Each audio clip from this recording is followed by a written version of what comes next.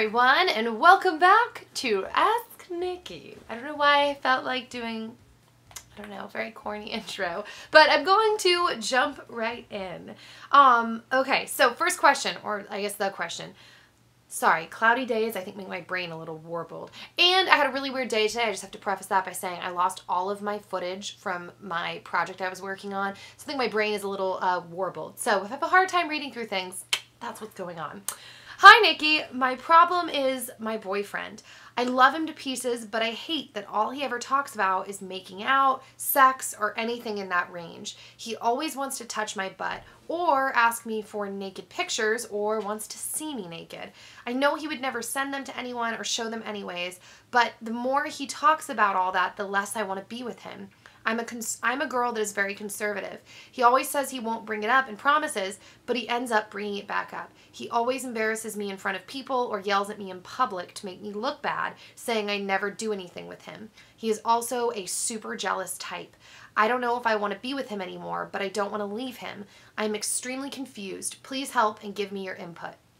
Okay, so before I give you like my blunt thought on what I think, I have to preface by saying, like, as I say always, my thought or opinion is not like something that you have to go do. I'm also not in your shoes, so I don't know all of the circumstances. So it's not like what I say like goes and that's it. And on top of that, I always want opinions down below in the comments because I'm just one person and I want to hear what you guys think about this.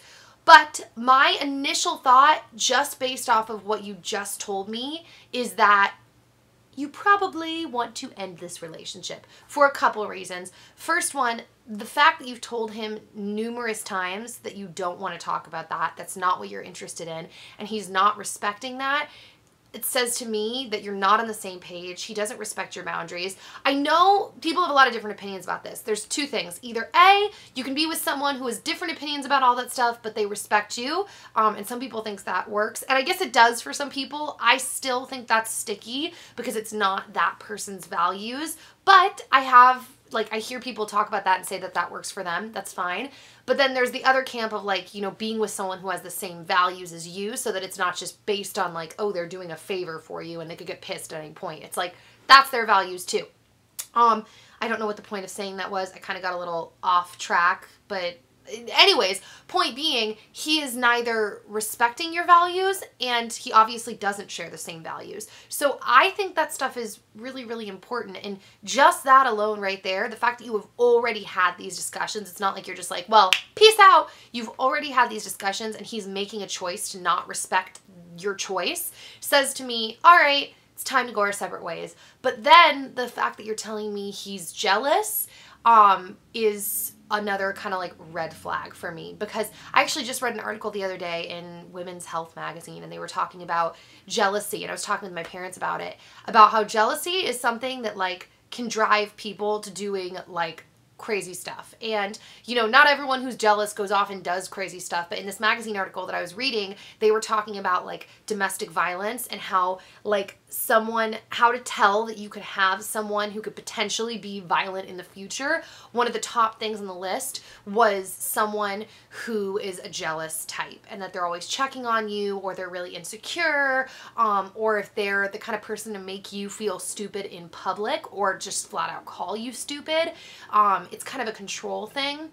And the fact that you're not married, it's like, this is like kind of you're out. I mean, once again, I'm not in your situation. I don't see the whole thing, but from what you've told me, it sounds like you need to hightail it out of there and you need to let him know that it's done if that's the path you decide to go. Let me know, like I said in the comments, guys, if you have had different experiences, have other thoughts to add to that, but just my opinion, if you were sitting in front of me as a friend, I would say that you should end the relationship because it just doesn't sound like a positive one.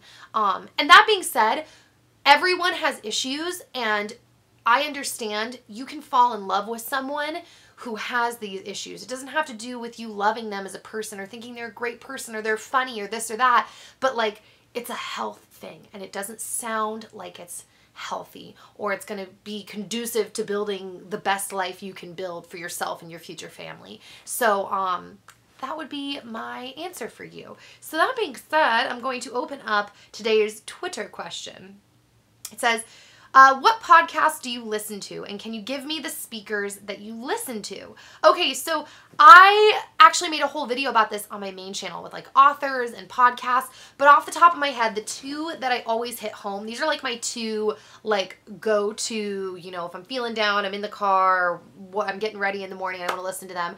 I really, really like Joel Osteen, and I really like Joyce Meyer. The thing that I like about Joyce Meyer is I feel like she kicks my butt a lot. Like Joel Osteen makes me feel really good. He's like a really like feel good, encouraging pastor. But Joyce Meyer like will kick my butt. And sometimes I need my butt kicked because she talks about things that are like issues we have to overcome, things like complaining, things like being addicted to things, having like addictive, like being addicted to having, I don't know, being dramatic or depressed or whatever. She kicks my butt on things, and I like that. And she's an older woman, and it's just interesting to hear her talk about life. So them.